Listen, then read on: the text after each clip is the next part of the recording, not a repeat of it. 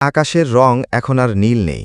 বিগত ১৫ বছর ধরে পৃথিবীর আকাশটা এক অদ্ভুত তামাটে এবং ছাই রঙের আস্তরণে ঢাকা পড়ে আছে। সূর্যটা মেঘের আড়ালে এক বিবর্ণ থালার মতো দেখায়, যা তাপ দেয় না, শুধু বেঁচে থাকার এক করুণ স্মৃতি মনে করিয়ে দেয়। এই তামাটে আকাশের নিচে দাঁড়িয়ে আছে এক বিশাল দানবীয় স্থাপত্য, টাওয়ার অফ ট্রায়ালস। এটি যখন প্রথম আবির্ভূত হয়েছিল, তখন পৃথিবীর কোনো রাডার, কোনো টেলিস্কোপ এর হদিস পায়নি। এক সকালে মানুষ ঘুম থেকে উঠে দেখল, প্রশান্ত মহাসাগরের বুক চিরে এক বিশাল কালো স্তম্ভ আকাশ ফুঁড়ে উঠে গেছে। শুরুতে এটি ছিল শুধু এক বিস্ময়। বিজ্ঞানীরা ভেবেছিলেন এটি এলিয়েনদের কোনো যাতায়াতের পথ। কিন্তু ৩ মাস পর সেই কুখ্যাত ব্ল্যাক মানডেতে টাওয়ারের ১০ম তলাটি হঠাৎ ভেতর থেকে ফেটে পড়ল। কোনো বিস্ফোরণ নয়, বরং মনে হল মহাকাশের এক ফালি অন্ধকার ছিঁড়ে নিচে নেমে এলো। সেই ফাটল দিয়ে বেরিয়ে এলো লাখে লাখে দানব, এমন সব জীব যাদের কল্পনা করতেও মানুষের ঘেন্না আর ভয় লাগে। গবলিন, ব্লাড উলফ আর বিশালকার পাথুরে দানবরা মুহূর্তের মধ্যে ধুলোয় মিশিয়ে দিল নিউ ইয়র্ক, লন্ডন আর টোকিও। পৃথিবীর শক্তিশালী সেনাবাহিনী তাদের ট্যাঙ্ক, যুদ্ধবিমান আর পারমাণবিক বোমা নিয়ে ঝাঁপিয়ে পড়ল।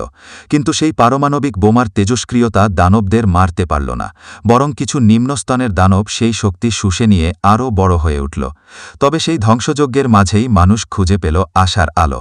বিজ্ঞানীরা দেখলেন এই দানবদের হৃৎপিণ্ডের জায়গায় এক ছোট্ট স্ফটিক থাকে, যাকে বলা হয় বিস্ট কোর। এই কোর থেকে এক অদ্ভুত শক্তি নির্গত হয়, যা পৃথিবীর সাধারণ প্রাণীদের শরীরে প্রবেশ করালে তারা রূপান্তরিত হয় শক্তিশালী যোদ্ধায়।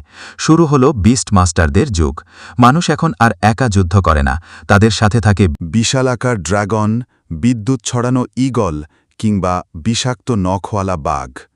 ধ্বংসস্তূপের মাঝে এক নিঃসঙ্গ পথচারী। শহরের এক জরাজীর্ণ গলি দিয়ে হেঁটে যাচ্ছিল সামির। তার বয়স এখন ১৯। পরনে একটা পুরনো ধূসর রঙের লম্বা হুডি, যার হাতাগুলো কিছুটা ছিঁড়ে গেছে।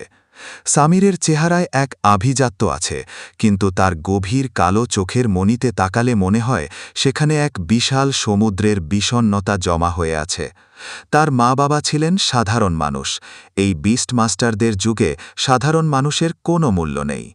৫ বছর আগে তাদের ছোট্ট শহরে এক ভয়াবহ ডানজিয়ন ব্রেক হয়েছিল। টাওয়ারের সাথে যুক্ত একটি গোপন পোর্টাল সামিরদের পাড়ার পার্কেই খুলে গিয়েছিল। কোনো সতর্কবার্তা ছাড়াই সেখান থেকে বেরিয়ে এসেছিল স্পাইডার কুইন এবং তার হাজার হাজার বিষাক্ত মাকড়সা। সামির তখন স্কুলে ছিল। সে যখন দৌড়ে বাড়ি ফিরল, দেখল তার সুন্দর বাড়িটা সাদা জালে ঢাকা পড়ে আছে। তার বাবা তাকে ঘরের আলমারির ভেতর লুকিয়ে রেখেছিলেন।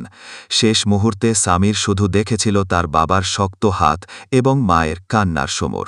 সেই থেকে সামির একা। তবে সে পুরোপুরি একা নয়। সামিরের হুডির পকেট থেকে একটা ছোট্ট সাদা নাক উকি দিল। তার একমাত্র সঙ্গী, তুষার। ধবধবে সাদা রঙের একটা ছোট্ট বিড়াল। এর কোনো বিশেষ ক্ষমতা নেই কোনো আগুনের ডানা বা বিদ্যুৎ ছড়ানোর শক্তি। এটি স্রেফ একটি সাধারণ বিড়াল। শহরের সবাই যখন লাখ লাখ টাকা দিয়ে টাওয়ারের দানবীয় ডিম কিনছে শক্তিশালী বিস্ট পাওয়ার জন্য, সামির তখন তার বাবার স্মৃতি হিসাবে এই বিড়ালটিকে বুকে আগলে রেখেছে। টাওয়ারের প্রবেশদ্বার এবং উপহাসের বৃষ্টি। সামির এসে দাঁড়াল টাওয়ারের সেই বিশাল প্রবেশদ্বারের সামনে। এই জায়গাটিকে বলা হয় গেট অফ ভ্যালর। হাজার হাজার মানুষ এখানে ভিড় করে আছে। বড় বড় কোম্পানি তাদের শিকারীদের টিম সাজাচ্ছে।